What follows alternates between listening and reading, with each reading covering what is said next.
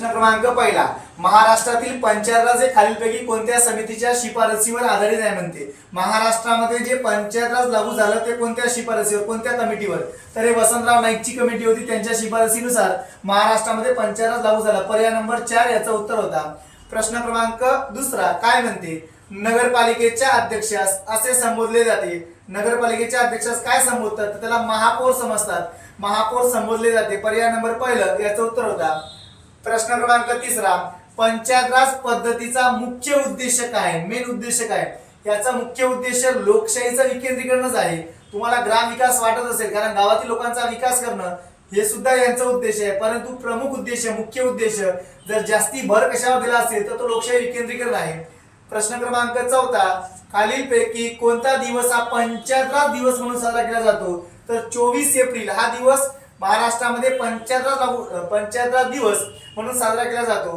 प्रश्न क्रमांक पाचवा, पंचायत राज पद्धतीचा सर्वोच्च स्तरावर कार्यरत असणारी संस्था कोणती? तर जिल्हा परिषद आहे. जिल्हा परिषद हे सर्वोच्च स्तर आहे महाराष्ट्रामध्ये. प्रश्न क्रमांक 6, पंचायत राज हा विषय भारतीय राज्यघटनेच्या कोणत्या सूचीमध्ये आहे म्हणते? कोणत्या सूचीमध्ये? 3 प्रकारची सूची असतात, त्याच्यामध्ये पंचायत राज हे राज्य सूचीचा विषय आहे. प्रश्न क्रमांक 7, पंचायत राज स्थापन करण्याचा अधिकार, म्हणजे पंचायत राज जर स्थापन करायचं असेल तर तो अधिकार कोणाला आहे? तर ते त्या राज्य सरकारला आहे. ज्या स्टेटमध्ये पंचायत राज लागू करायचा आहे त्या सरकाराचा किंवा त्या राज्य सरकारांचा हे अधिकार दिलेला आहे.